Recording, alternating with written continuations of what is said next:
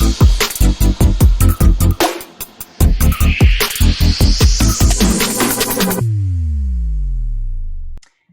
and thank you for being here. I'm Amberly Lago, and I appreciate you listening in to True Grit and Grace. I just recently heard that 81% of people want to write a book, and only about 1% of those people actually end up writing a book. And so I'm really excited about today's guest. I have Rea Frey, who is a published author of 4 nonfiction books, 3 novels, and she is the CEO and founder of Writeway, where she teaches aspiring authors how to become published authors. She is passionate about sharing tips, tricks, and insights into everything she's learned over the course of the years in writing, publishing, and marketing industries through her coaching, her blog. She's got a podcast, and I'm so grateful that you're here with us. So thank you for being on to share your wisdom. Well, thank you for having me. It's an honor. Oh yeah. Well, I know how hard it was to write one book, and I was blown away that you have written so many. And we originally met when I was speaking on a panel that you were facilitating so beautifully through Happy Women Dinners events. And we just instantly connected and ended up talking afterwards. And I was like, wow, I have so many people that ask me all the time, I want to write a book. How do I get started? And people that ask me about the publishing process. Should they self-publish? Should they do hybrid publishing? Should they do traditional publishing? And so I would love to talk to you about all those things. And first, I'd like for us to get to know you a little more and how you began your journey with writing even your first book. Yeah, my first book I don't talk about actually ever. So, You were young, weren't you? I Really young? was. So, I grew up always writing. I loved writing letters and journaling all the time, and not necessarily fiction, but my dad was such an influence in my life. He's a great writer and used to make, he used to make words really fun. He taught me to read from the TV Guide back when the TV Guide was. I remember the TV Guide. Too. And we just would do such fun things together. But as I grew up, I got really into sports actually, and, kind of thought about going to college either for like athletic training or creative writing, maybe. And then when I went to Columbia in Chicago, I went to visit and fell in love with just the creative writing program and where it kind of was in the city. I grew up in Nashville, so moving to a big city was super exciting. So I did, and I wrote and read so much during those 4 years. And when I was 21, I wrote this novel called A Woman's Ring, which, bless my little heart. I was so naive about the whole thing. I knew nothing about the publishing process. Even though I had interned at literary agencies, I was trying to learn about the business. But, back in 2002, 2001, 2002, the publishing landscape was totally different than it is today. And I decided though, I wrote this book and I said, I'm going to get it published. So I found this little publisher that did not need an agent, and I got a quote unquote book deal. It was a terrible deal. My book was never in the bookstore. It was pretty much a vanity press, a print on demand press. So it was a really good learning experience. I remember being at my book release party. I was having all of my professors come, all these people that I admired, and my cover looked terrible. It was just awful. And they had printed my book with double prologues in it. So I was taking a straight edge razor, 30 minutes before the party, cutting out the extra prologues in this book. So it was I was really embarrassed. I remember all these people oh, you're publishing a book, and being very embarrassed. That was my lead emotion with it, which was pretty disappointing. And because of that, quite honestly, I abandoned fiction. Even though I loved it, I dropped it for 10 years, didn't touch it, would kind of think about things I wanted to write about. But I found safety in nonfiction. I married my love of health and wellness with my love of journalism. And I wrote for, magazines and newspapers, and ended up writing for traditionally published nonfiction books. and I was a very prolific writer. So I could crank the material out. By that time, I'd studied the industry a little bit. I knew how to land a book deal. But what I didn't understand was, oh, if you're a nonfiction author, you have to be an expert in your space, and you have to have an author platform, and you have to have a community of readers waiting to buy your book, or you're not going to sell them. And that I very quickly realized that I could write the book, but I had not spent the time building the community of readers to really support and grow my audience. So Well, I remember when yeah, I got a book deal, one of yeah, my, yes, and yes, they said, well, we publish your book, we get your book in bookstores, but if you want to sell it, it's up to you. And I was like, oh, wow. At the time, I had about, I don't know, maybe 400 followers on yeah, Instagram, and those were like my family and closest absolutely. friends. Yeah, And I was like, oh my gosh, I had no idea, how to market and how to do any of that. And so I had about a year to start to try to build my platform. And you're yeah, exactly right. When you have to be the expert in your field for that.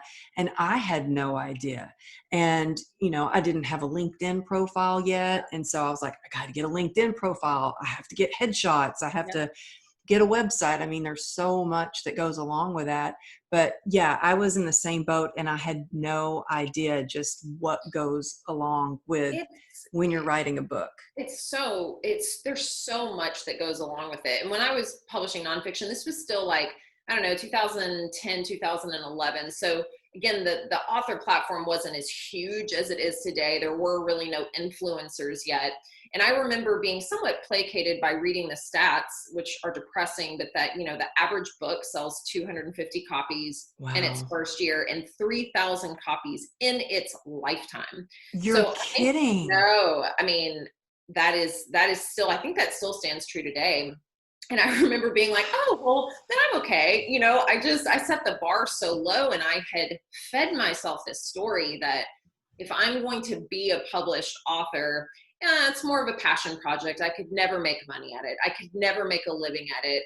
Writers don't make money. It's really Hmm. hard. And I kind of grew up with this story that I didn't really take myself seriously. And I didn't understand that this is a business. Publishing is a business. Your book is a product to sell. And once I made that switch, everything kind of changed. But in order to get there, I had these 4 kind of nonfiction flops. I mean, some of them did okay, but they weren't anywhere near what I wanted. Despite getting like TV shows and radio appearances and doing all of the marketing things, it's still just kind of flatlined with the sales. And I learned, you really can't control the outcome or the result. And as an author, that's so hard because you want to sell books. So I still really in the back of my mind wanted to write fiction. I just always wanted to be a novelist, and I still just would not touch it. And then about at the end of 2016, I started to get an idea for a book. I was a mother by that point. I started becoming really observant about mother-daughter relationships. I've always liked writing and reading suspense.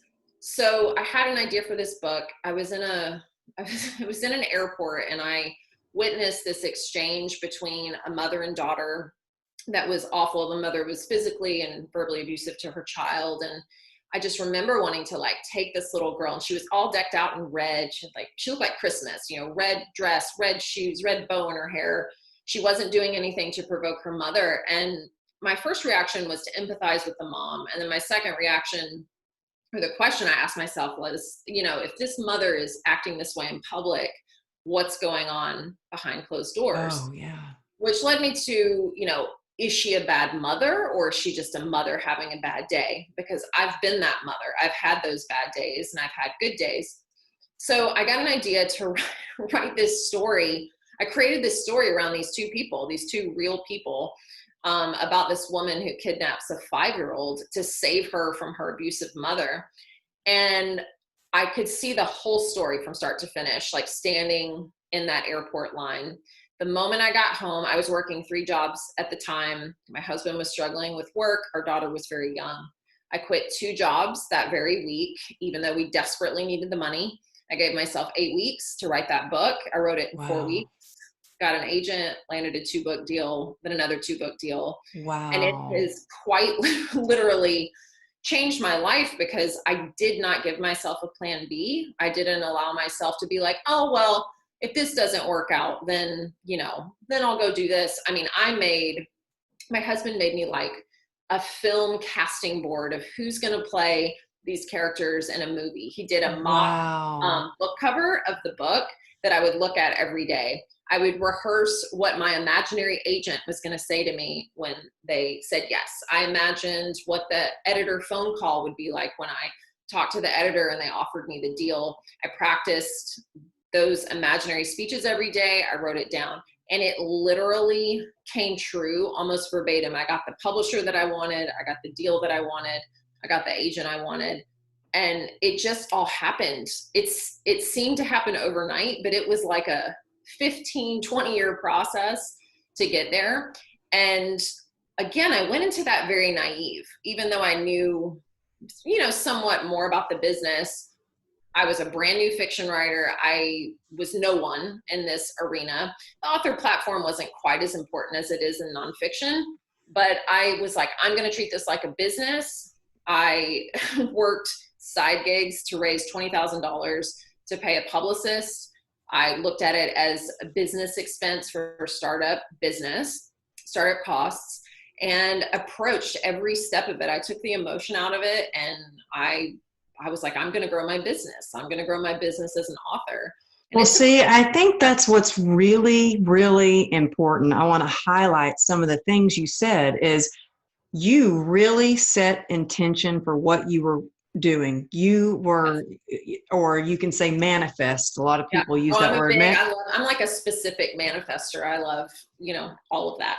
And you were like, you were visualizing these things, you were writing it down, but you weren't just, I think sometimes people they try to manifest and they set their intentions, but they don't do the work behind it as well. Completely. And you were doing it all. You were doing the work. You knew specifically who you wanted to be your, publicist, your editor, your literary agent, and so I think that's really important. And you said it, you put a little bit of pressure on yourself by quitting 2 of your jobs. Like the pressure is on.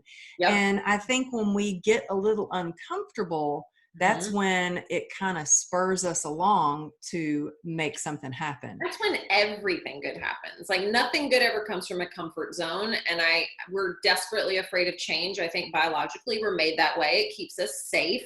But we are no longer in danger of, dying from walking outside because we're going to get eaten by a predator, but we still stay in our little bubbles in our comfort zones.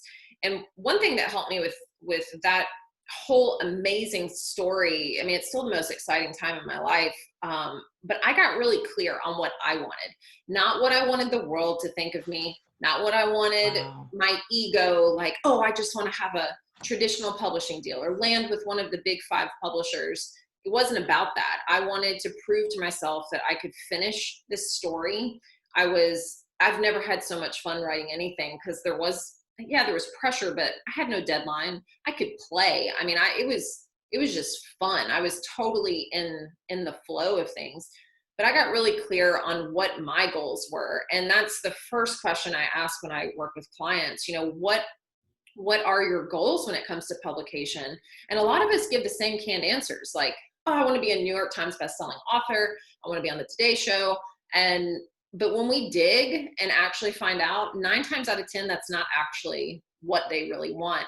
And the cool thing about being an author today is you can be published. You 100% can get your work published. It's just deciding between self-publishing, hybrid publishing, traditional publishing, and then understanding how each of those works. Because I feel like we want to write and then we immediately don't really want to do the work of either writing the book or understanding the industry. And then understanding, as you know, specifically as a nonfiction author, it is a full-time job. You are wearing 15 different hats. it's riddled with anxiety and uncertainty. And, Mm-hmm.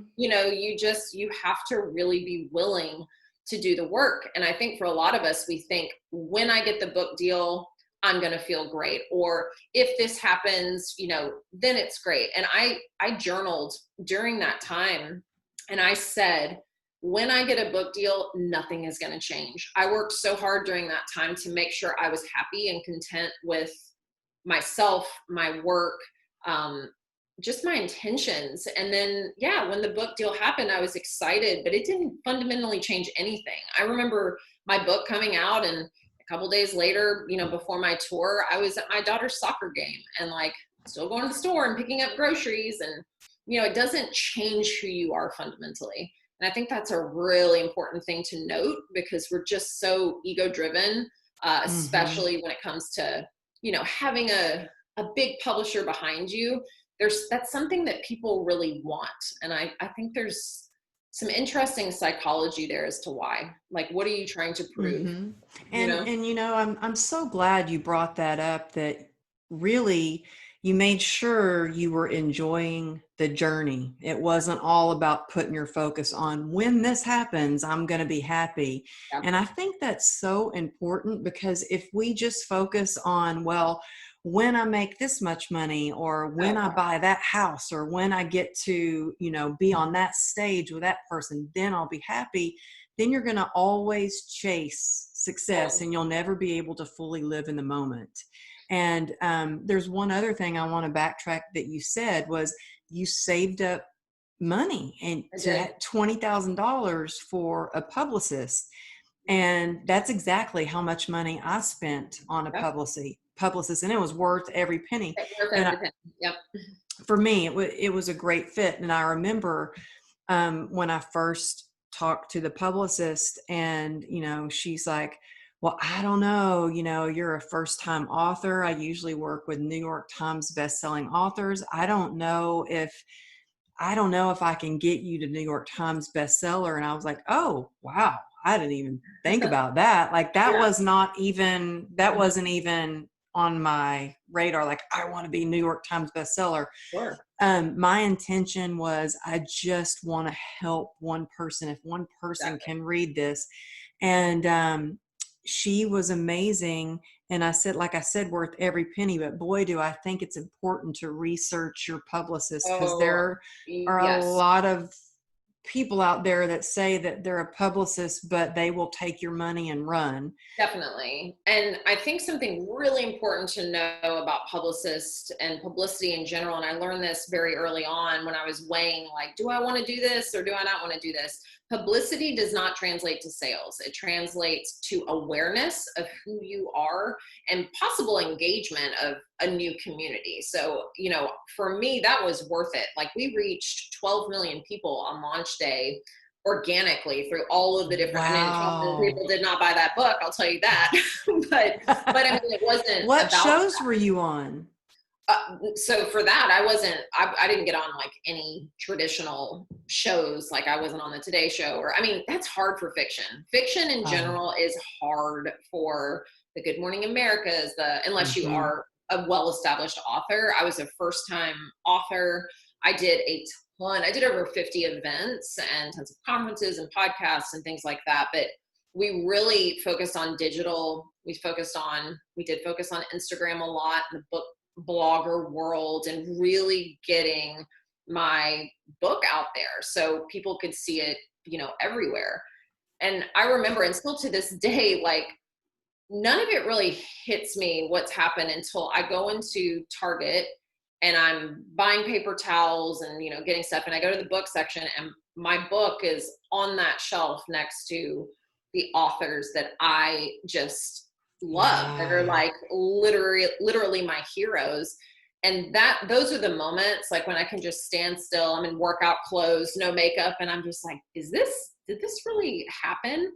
But as you said a few minutes ago, we're always chasing the next thing. And I think that's just indicative of our fast-paced, noisy, distraction-prone society, where we don't sit with our successes. In so many ways, I feel like everyone is successful now. Like, used to, if you had if you got a good review or you did land on a TV show or something, like that was a huge deal.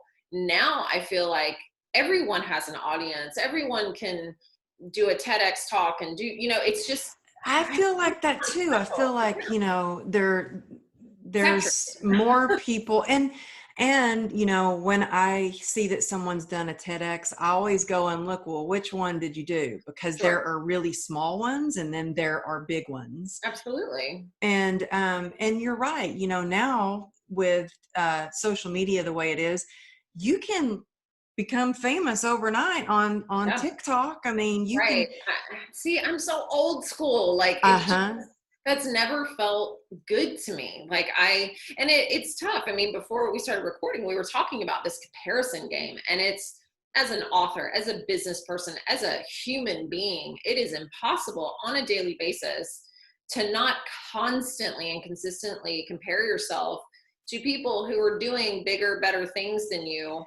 And it's just Because there's always going to be somebody doing always. bigger and better things, always. And they will come up first in your feed. Of course, because the psychology of, that is the creepy thing. Like, everybody go watch The Social Dilemma on Netflix, a documentary that will make you want to delete all your social media accounts.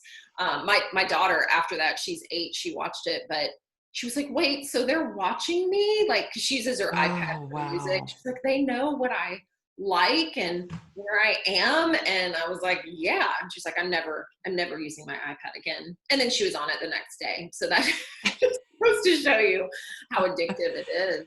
It is. Yeah, it really is. And I think, if you're going to go and if you're going to step into these shoes, if you want to write a book, which I'm finding during this quarantine, it's been such a beautiful thing running a business for writers. We started this business in January. My husband quit his very comfy job to come be our creative director at Writeway.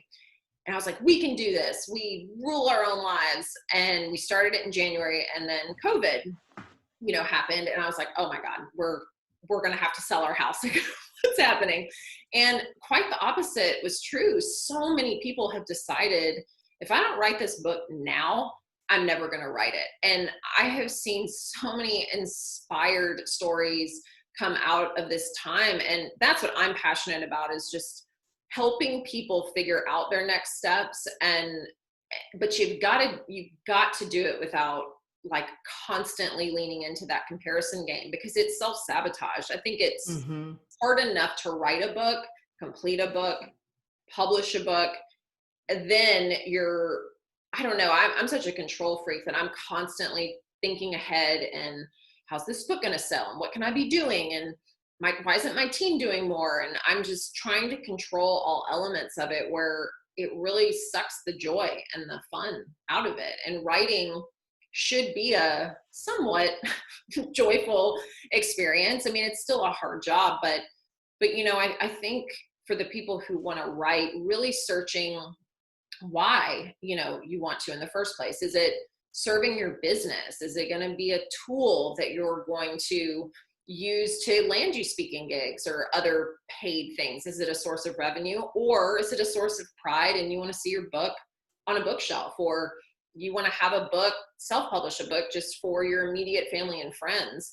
I think getting clear around that will really help steer you, and it'll block out so much of the distractions and the noise of what other people are doing.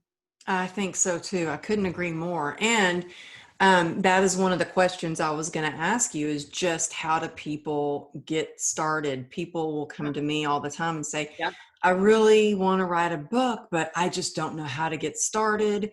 Yeah. What do I do? And, because it does take time, and it should be joyful, but it's not always joyful. Sometimes Completely. when I'm it's exhausted, 99% not joyful. Yes. And I know when I'm in a place where I feel like I'm struggling even to write like an Instagram post or a blog, that I'm like, or a newsletter, I'm like, okay, maybe I just need to rest. I can't even think straight. Maybe I just need to take time off of the, screen time and just rest. Yeah. So that's my biggest thing. So many people who want to write a book and they're like, I just don't have time. That's the number one excuse I hear, is I don't have time. Well, it has been proven we are on average on our phones 4 hours every day. And for most of us, that's a lot more. When you factor in like TV or computer or whatever, when it's not focused work time, at least 4 hours of your day is spent on that little device. Imagine if you did anything else for 4 hours a day. If you studied music, a language, you wrote, I mean, you could have 3 books written in a year if we really concentrated on that. I And just thought of that because I saw how much time I spent it's on my insane. insights on Instagram alone. And I was I like, mean, oh my gosh, I it's could have my incredible. second book. Yeah. I mean, and that is what really gets me. I'm like, we're all here for such a finite period of time. And I'm staring into this box, talking to a community that I don't know, that I appreciate. And it's so amazing in so many ways, but it's not my real life. Like, it's taking time away from my husband, my daughter, my craft, my body, my mind. And I constantly grapple with that push pull where I just want to like live an ordinary life without it, but it's such a crutch, right? Like, you Mm-hmm. know, we feel like we have to have it. There's actually a nonfiction author named Cal Newport. He has a book called Digital Minimalism that is mind-blowing, and also another one called Deep Work. He has no social media. He's a New York Times bestselling author. He doesn't even have like an email that you can email him. And I reached out to his agent and I was like, how does this work if he doesn't have Wow. any sort of social media presence? And she's like, he has a blog that has become very, very popular, and he just focused on doing the deep work. He trusts his team to handle marketing or whatever, but he takes that time for himself and his family and his own mental health. And I just so admire people who can do that in this day and age. Yeah, I mean, I do too. And, my daughter's a huge Elon Musk fan, Oh yeah, and yeah. she has like an account on Instagram that's a fan club for Tesla. And Oh, I cool. mean, she's into it big time. Yeah, And, Elon Musk they don't do commercials. yeah. I think there's Tesla on Instagram, but Elon Musk has Twitter and that's it. Yeah. And it almost makes it more desirable. Like Sure. it's not as accessible. And so you want it Absolutely. more. It's kind of like when, there are limited editions of designer purses. I'm not a designer purse gal, but if I were, and there was like this limited edition one, it Yeah. would make it more desirable to want that. And so I actually had someone, because I'm the kind of person that I like to respond Me too. to every single person who leaves a comment. And I've gotten to where I physically can't Not. Yeah. respond anymore, because some post on Instagram, I'll get maybe like 1,000 comments and Oh my goodness. I can't respond. But I want to, and I find myself going through and trying to, because I know how that feels, because people want to be heard and seen. And I know how that feels when you're first starting out as an author and you want to write a book or whatever you're doing, Yeah. and someone reaches out and they're like, yeah, me too. And you Yeah. can connect on that level. And I had someone tell me, they're like, you don't need to respond. You should not be responding like that. And I was like, oh, but that's so hard. It is so hard. I It mean, is. There is that push pull yeah. that, yeah. And it's a responsibility. I mean, it's your community, right? So you feel like you need to foster that and respond. But it is such a vicious beast. On my launch day, my new book, Until I Find You, came out in August. And I literally spent the entire launch day responding to people, thanking them for posting. But 8 to 10 hours a day was spent behind my computer, behind my phone. And I was like, I mean, again, so grateful, but at the same time, I didn't have a sacred moment like with my I family, myself. You know what I mean? I get it, because when I launched my book, I was in New York, and I got to meet Megyn Kelly I was on the Today Show, and right after we rushed off, and we went to brunch with my publicist, and sitting at brunch, she goes, okay, well, you need to go ahead and start working on your second book. And I was like, This is that my book just launched Yep. today. Yep. And that whole time between all the different book signings that, that I had set up Oh, and yeah. TV appearances and in New York, the next few days, I was doing radio interviews, like 3 a day. I took over Health Fitness. I took over, or Health Magazine. I took over their Instagram. That Yep. was when stories were still kind of new, and I didn't know what a takeover was. And I was like, "Yeah, I'll do it. What is it?" And somebody had said, "Oh, wow, it looks like you're having so much fun." Because I was like in New York to Dallas to Miami to North Carolina, Wow. like I was ever. And it was honestly, there were moments of joy in there, but I was also behind the scenes doing all my posting, all my marketing, Oh, all yeah. my newsletter. And it was kind of like a blur. And I was going through pictures the other day, looking back at that, going, wow, if I do a book again, Hmm. what I'm going to do is I am going to be in the moment Yes. more, and I'm Yes. going to hire someone to help me with my marketing and social media so I can enjoy the Yes. moment. 100%. I mean, God, that's the thing. It all moves so fast, and it's Mhm. just so hard to stand still. I remember right before my debut came out, another fellow author was at my book release party, and right before I went out, he was like, "Hey, I want you to do something and just stand still and look at all these people who have come here for you, and Oh. just be here now." And I still remember that moment and how special it was, because you feel like you can't take a breath. I did about 50 events for my debut because I said yes to everything. It's like, yep, sure, I'll do that, I'll fly here, I'll go here. And I remember by the very end I had one more event, and I spent a lot of money during that whole launch.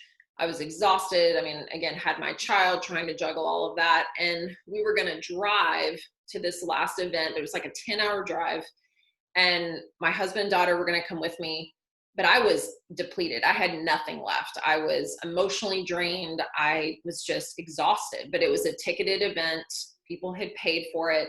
And I remember calling my agent and editor and being like, I'm just done. Like, I am so tired. And they Mhm. both said that I should not do it, but I did. I sucked it up and did it. And it actually ended up being great. But that's the thing. I feel like you just have to put on this mask almost and just go, go, go. And it's different. Like nonfiction authors, I feel like you're solving some sort of problem. People are coming to you for a very specific reason. Fiction, it's a little bit different. I mean, the demand is different. You're showing up, you're talking about your book, but it's not really about you. It's about, your work. And it's just, I don't know, it's just such an interesting profession in general, where you do Mhm. have to be all of the things. And one piece of advice I always give to writers is like, write your first book and then write your second book before you ever even pitch your first book or publish it. Because you're gonna have to hustle and you're gonna have to do all of these things if you choose to. Not every writer has to go out and promote this way, but going back to what you were saying about, you get people coming to you all the time. I want to write a book. Where do I start? So I always love to look at, I divide it into two. Are you writing fiction? Are you writing nonfiction? There are two completely different Mhm. systems to follow. So fiction is a little bit easier in that you come to the table with a fully written manuscript.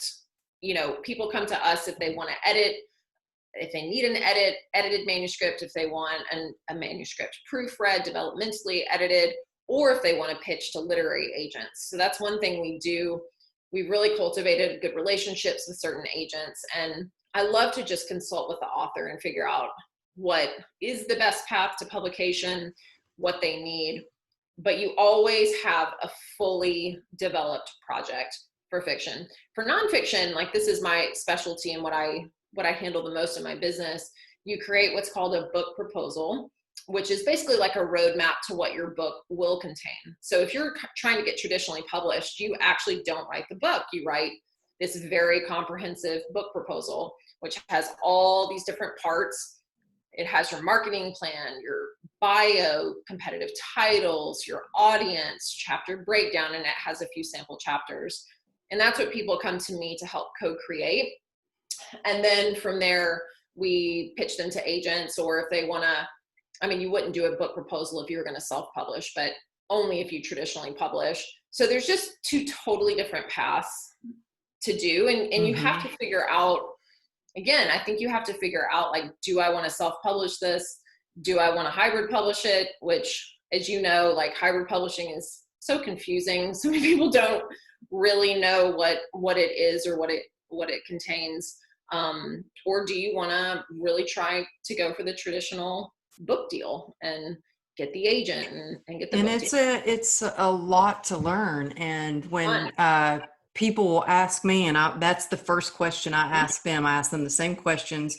And then when I ask them, do you want to do self-publishing, hybrid publishing, or traditional? They're like, what is that? Like, people don't even know the difference. And when I first started, I didn't know. And I also didn't know that, people think, you write a book, you get it published, it's on the bookshelves. Well, if you self-publish, you can have more a book that you can get on Amazon faster, But I didn't realize, when I got my publishing deal, it was a full year, and a year is pretty short. Yeah. When you have a traditional publisher, it's the average of a year and a half to 2 years to get your book done. Yeah. And I did not know, and I wish I would have known, that I already should have had that second book, because with the first book, I had no idea that my life would become so eventful. Yes. I didn't know that it would open doors for me for doing more speaking and showing up at more events and that I had no idea. And so I wish I would have known about, I should have already had the other book. So that was done, ready to get, because a lot of people I see do that. And I'm like, how they have the time to do that book? What? It's crazy. And I think, and you were also building an author platform simultaneously while you were doing this. So if you're wanting to write nonfiction, so we get the most inquiries about nonfiction. I have a great idea for a nonfiction book, and I have a little intake form. And that author platform, the questions about author platform are the most important. So we have one of our most successful clients. She landed a 6-figure book deal. It's just kind of been like the dream scenario. I was going to say, that's rare though. It is rare. So the average advance today, and that's even changed a little bit, the average advance, which means money that a publisher is paying you before your book is published, is around $10,000. And now some publishers who aren't one of the big 5, so there's 5 big publishers that are, seen as like the Mecca in New York, unless you were one of the big 5, a lot of these like mid-sized publishers aren't even paying advances anymore, which isn't a terrible thing. Usually you get a higher royalty rate, and they're probably not going to do as much to push your book, but we won't even getting into the money side of things is crazy. But my point was that, if you have an idea for a nonfiction book, the most important thing you can do is to build the author platform, build your community first. So people think an author platform only means social media, like how many followers do I have? And that's not what that means. Social media is a part of it, but it's not your entire author platform. And what we're seeing within the industry is, so many of these people, as you know, on Instagram or Facebook or wherever, have these massive followings, massive numbers. But what we're finding is that a lot of the numbers, of course, are paid for. They're not real. Or, what we're really looking for and what the industry is looking for is engagement. How engaged is your community? Even if it's smaller, do you have a really dedicated email subscriber list where you're talking directly to your audience, which I think is still one of the most effective tools because you own that. That's yours. Are you doing tons of speaking events or conferences? Do you have a private group that you host, or do you do webinars or have a podcast? Really trying to cultivate where your readers are, find out where they are, and then build community around them. Because the point is, when you have a product, when you have a book, you want people to buy it. So you need to find your readers first. And people always want to do it backwards. They want to write the book and then they'll find the readers. But it's not attractive to agents. It's not attractive to publishers. And sometimes, like I've had clients who have landed book deals and agents with very small platforms, but their content was really good. And I always say there's two barriers to entry, and that's either your idea is really saturated. It's like a diet book or another business book, and it's not super specific, or you don't have that author platform.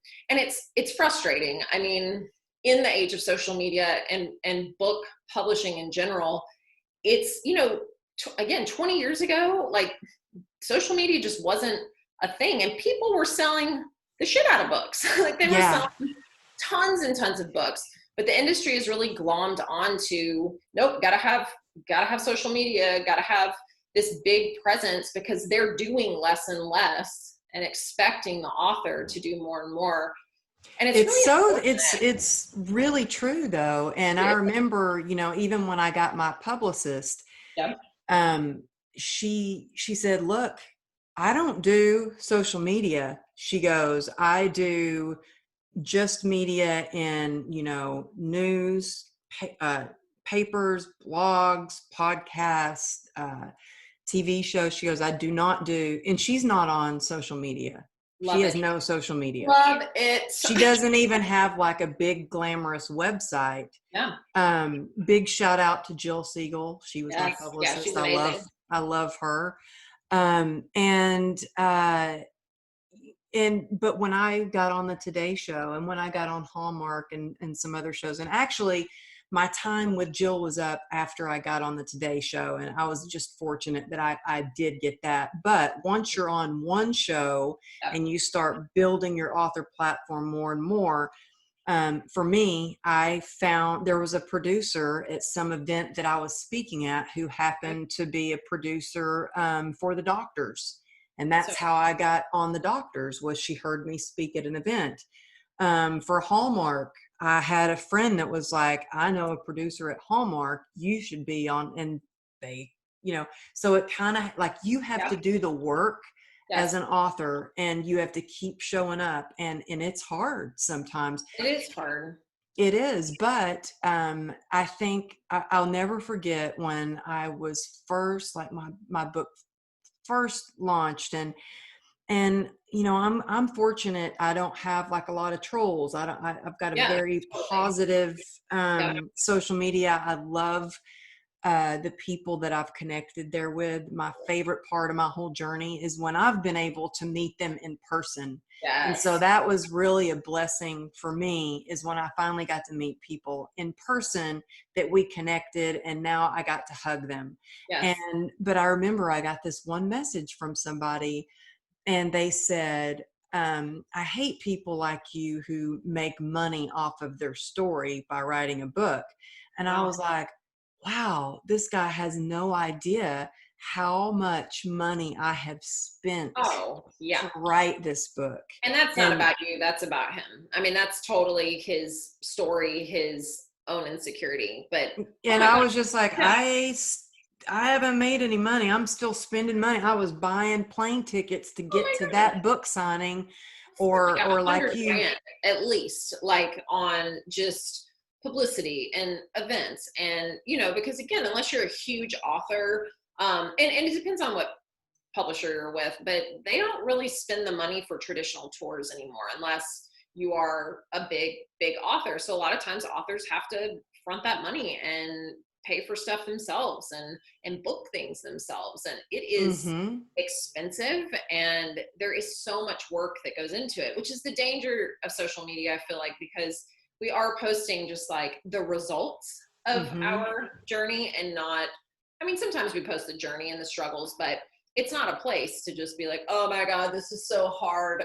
And I really don't, it doesn't inspire or motivate me to do that. It actually kind of brings me down. So Yes. it's kind of a little way that I can celebrate the moment. I can look back and go, oh, that day, I remember that day. It was Yeah, so awesome or whatever, and so I like to post the positive. I mean, I like to keep it real too, but I also like to absolutely.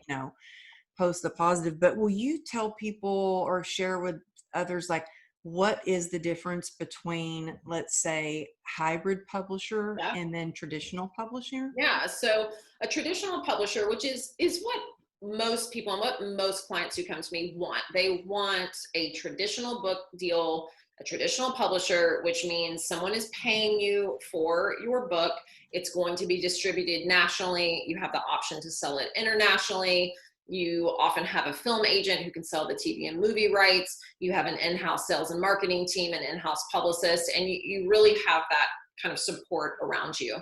So a hybrid publisher, and this is kind of a newer term, and it's funny because no one can really nail down, like, there's What not, it is? yeah, there's like a perfect kind of definition, but then finding a hybrid publisher is really tricky. But it's supposed to marry the best of the traditional world with the best of self-publishing, which means Hmm. you're going to still get like some in-house help, a team, maybe not a great editorial team, maybe not a great marketing team, but your book should be distributed to some bookstores, and you're going to get the autonomy and the control that you would in the self-publishing world, where you're going to have more say, like in your cover, for instance, or in the copy, or how the book looks, or even the content of the book.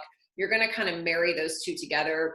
You're usually paying something out of pocket, or you're going to get usually a higher royalty rate than you would in the traditional publishing world. So in a traditional publishing world, kind of no matter what the advance you get, once you earn out your advance, which means once you sell a certain number of copies that makes up that initial advance, you get what's called a royalty rate. And it usually ends up being about $1 a book.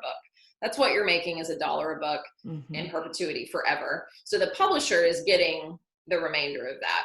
In hybrid publishing, you're going to get a higher royalty rate. So you're going to be making more money. The contracts are usually easier to get out of than traditional publishing contracts, which are insane and often don't have the author's best interest at heart. The traditional publishers, they basically own your material, quite frankly, and they maintain certain rights, they retain certain rights, and you retain others.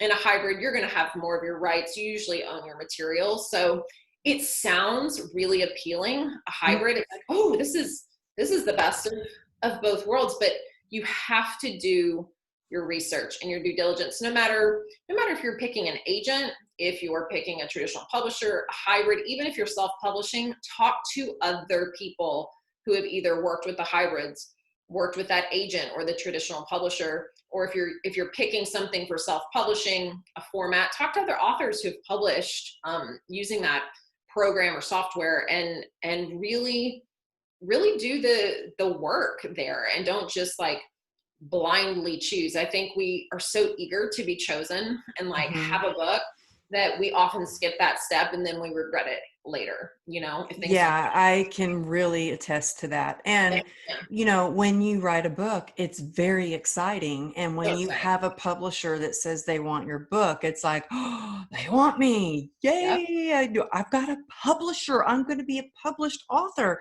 yep, But then you do have to do your due diligence. But then you have to listen to your gut, and you always. Oh, have to listen to other people, because I remember researching people who had used yep. my first publisher, and the one guy said, oh, I would never work with them again. That's all I'll Yep. say. And he wouldn't talk And to that's me, but usually when that's usually, but I was like, oh, well, something must come up. sure, right? You I'm convince like, yourself you because you want convince it. yourself, and because you want it so bad.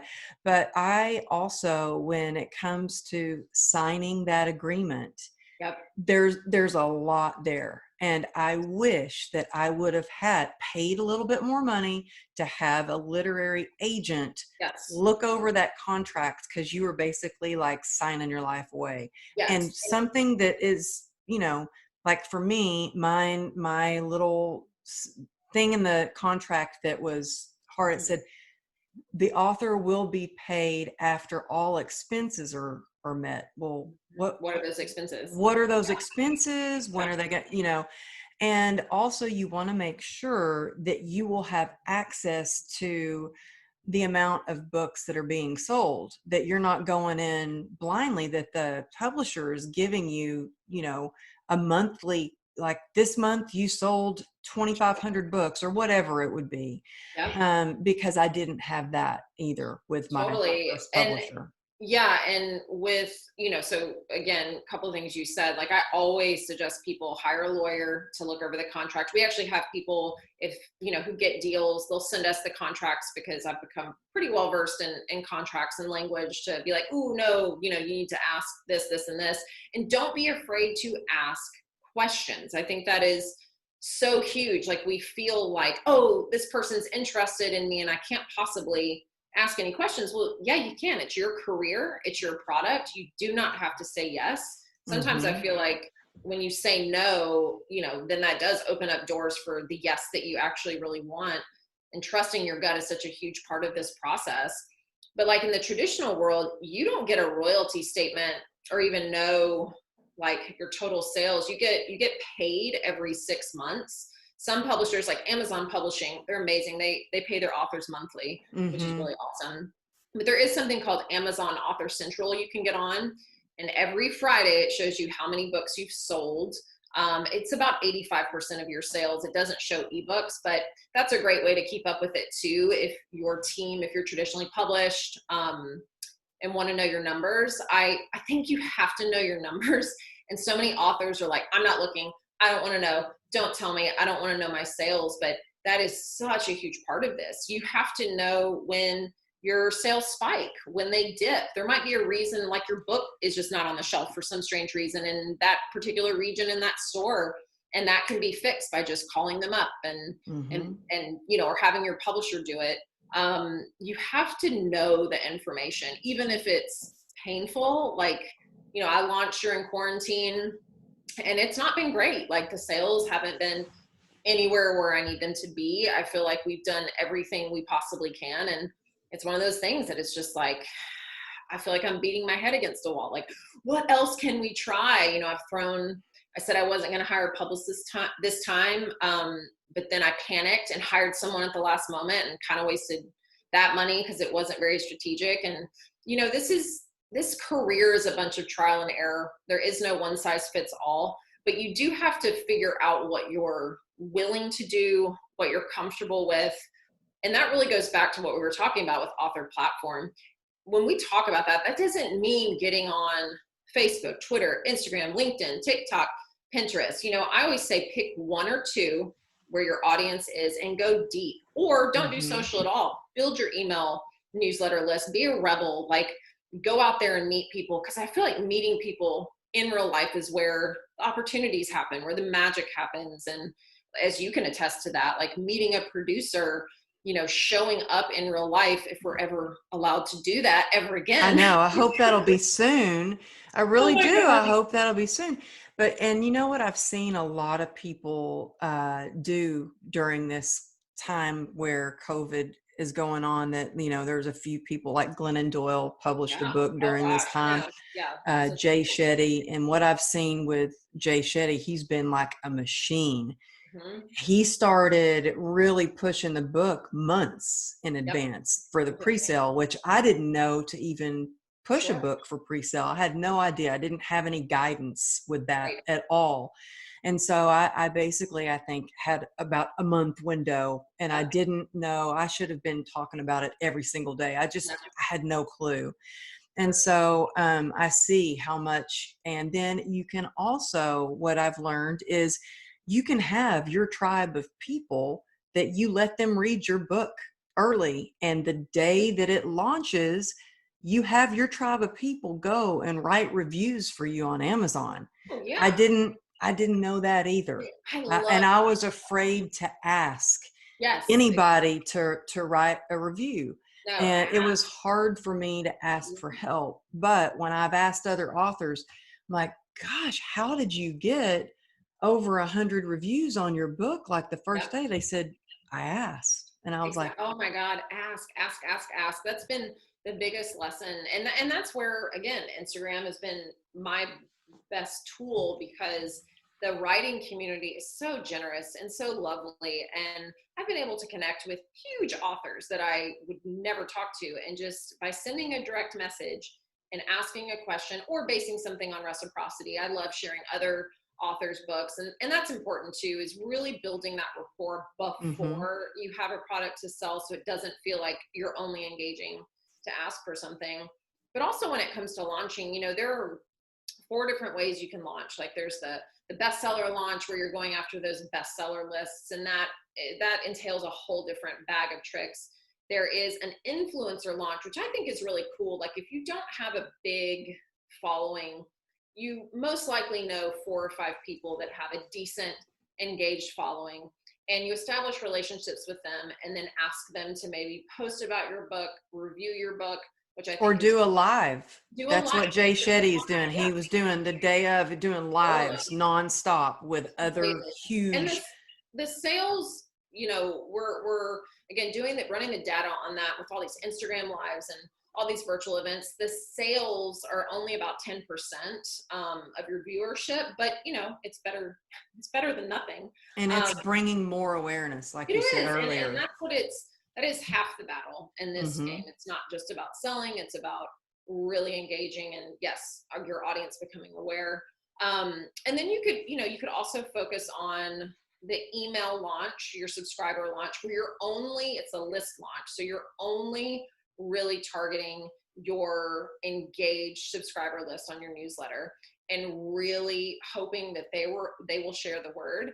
And if you have 1,000 email subscribers but they're engaged, and you're offering them incentives or freebies or lead generation magnets, the word of mouth, I feel like, is still such a powerful tool in this Mm-hmm. game. And then the last launch, which I love as well, is just kind of the long, just the long game launch, where you feel like you have this finite period of time, like 6 weeks to promote your book, and then it's just like moving on to the next book. Especially in the traditional world, your in-house publicist will market and work on your book for about 6 weeks, and then they're going to move on to one of the millions of other titles they have. Mm-hmm. So if you don't focus in those first 2 weeks to hit a list, or the first few weeks of launch, you can really build your strategies slowly over time. If you're writing a nonfiction book, most likely it's an evergreen title. It's something that you can promote for the rest of your life, unless it deals, specifically with something very trendy. But that's the beauty of this, is your book can have a resurrection all the time, every few months, every Yeah. year. And that kind It's of, so funny that you said that, because I was actually so excited that there's a company called Book Thinkers, and they've got a oh, cool. podcast, and they promote different books, and they review books, and they've got a huge platform. And the other day I noticed I was tagged in a post, and I looked, and my book was in the stack That's with the awesome. Book Thinkers, and it was like Jay Shetty's new book. I was Yeah. like, I was in the same stack with Jay's new book, and I was like really excited. So my book is 2 years old. So I Awesome. reposted that, and I had a lot of people saying, oh, congratulations on your book. So you'll be surprised, over Yes. time you gain, a new audience, and they might not even necessarily know that you've written a book. And so Absolutely. you can resurrect it. And I was like, oh, thank you.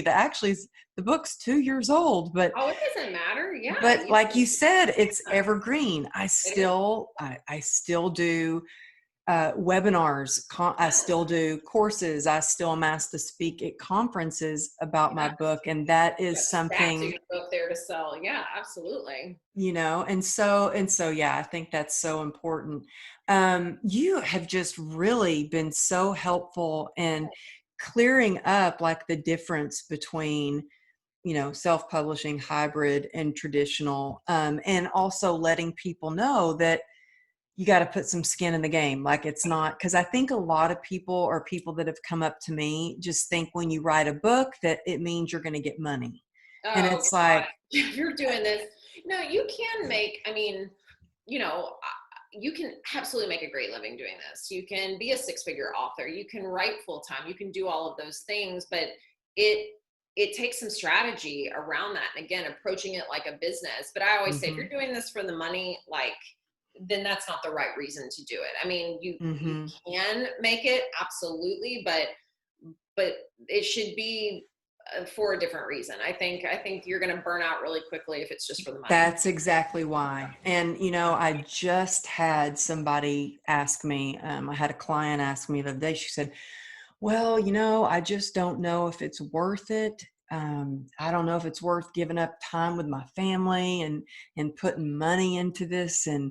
And she goes, well, how did you know it was worth it to, you've built this business. How did you know it was worth it? And I said, I never questioned Yeah, yeah, that. I said I was doing it because my passion to totally. do it was so big that there was it was in my heart to do it. So I didn't care how much time it took or how much money it cost. Of course, I did care a little how much money it Of cost, course, yes. but that was never a thought process. It was like, this is what I wanted to do.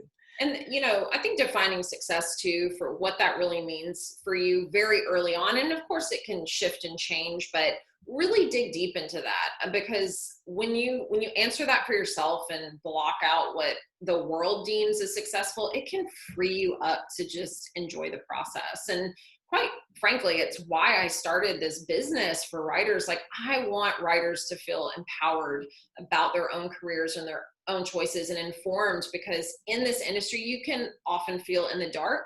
You can feel like, I don't know what's going on. I don't know what I'm supposed to do next. I don't know who to trust. I don't know what I'm doing. And having that information, it is my number one priority with authors, that they walk away, no matter how they engage with us, and just understand the business a little bit better and understand themselves and where they fit into it. And I really wish that I would have known you I think when you did I just was fine. when I was writing my book. I was like, oh, because I was so trying to figure it all out, Totally. like trying to just figure it out. I had no idea what I was doing. And so, yeah, people, please tell people where, because I know you have two websites, I but do. tell people where to find you, Yeah. so they can, when they're writing their book and they have questions or they need Yes. coaching or guidance or they're handheld, they can find you. Absolutely. So our business is called Writeway, and the website is writewayco.com. So WRITEWAYCO.com. We have all the information there. We have our podcast on there. So we have a weekly podcast where my business partner, Joe, and it's a very no bullshit podcast where we really talk about just the industry, and we're giving you all of the things that we're talking to our clients about for free. So that is every single week. And then there's all kinds of ways to get in touch with us. Social media is on there. Just everything's kind of under that one umbrella. So it's the easiest way to get in touch. Oh, thank you. And then there's one other question I always like to ask my guests, because I think more than ever, we need to have some resilience. And I wondered, what is your definition of resilience? Oh, that's such a great question. I mean, I have always prided myself on being resilient, and just, to me, I think it's just being able to adapt and bounce back from the hardships that we all encounter in life, and really digging deep to find what you're made of and what's important to you, and to just keep pushing forward for the things that you really care about and the things that you really want in life. And I think we so easily give up sometimes on how we want to live, how we want to feel, what we really dream of, because we think we have to live a certain way. And I think now during quarantine, we're learning more than ever to wake up to our own lives and to figure all of that out. Because if we don't, then we're just going to live in this little bubble like everybody else. So I kind of got off on a tangent there, but resilience is it's such an important word. I think especially during this time, I think all of us have really shown resilience during the year of 2020, when so much is out of our control. Yeah. just every day getting through Every the day. day Oh of my God. Zooms and yeah. I mean, we quit. So yeah, we decided to use 2020 as when the quarantine started. I mean, we were going through a bottle of wine every night. We were just like, this is great. We can be at home. And then we very quickly were like, no, we stopped drinking. We took up a breathing practice, a meditation practice. We really started to figure out, look at our marriage, look at our lives, look at our relationship with our daughter, look at our relationship to ourselves. And it's actually brought more good and more answers and clarity, I think, than bad. But it's been a year. Yeah, I think those hard times, there's two ways you're going to come out. You Yep. can either come out bitter Yep. and or depressed and angry and not better, or you come out the other side resilient and grateful, Yes. with a lot of grace. And Yes. so Grace and I gratitude. thank Right. you Thank so you for much having for me. So fun. I love talking to you. I think we could just talk all day because Yes, like we we get could. on the phone but you know what? That's what's so good when you have somebody that, you can send them my way. I can send them your way. We can Absolutely. talk over and that's what's 100%. really important, that you don't do it alone, that when you're No. working hard for something, reach out for help, reach out to Yes, somebody who's done please. it before. And I just talked to somebody yesterday on the phone and they're like, I'm trying to decide if I need a coach. And I said, I have hired a coach for everything I've done. Like when Oh my gosh. it's so important. I said, yeah, you can do it on your own. But Sure. if you want to get there with less mistakes, you want to get there Yep. faster, you want some guidance and support, hire a coach. 100%. And that's one thing that we offer. So you can schedule on writewayco.com, but I do free 30-minute consults all the time. So I saw that on your yeah, website. I just was talk blown to me, away. whatever, just like whatever you want to talk about. It's my favorite part of the job. I love talking to people and just trying to figure out what path it is. And it's not a sales tactic at all. Like I actually say no a lot of the time because people want to publish for the wrong reasons, or they're not ready yet, or I mean, I take it very seriously and I want clients to as well, but I love just helping them figure out the puzzle piece of, publishing a book, because it's a tricky one. That's for sure. Oh, well, thank you. And you might be getting a lot of calls after that. Well, So tell them, yes, no, I'm happy to help in any way. thank you so much. Thank you.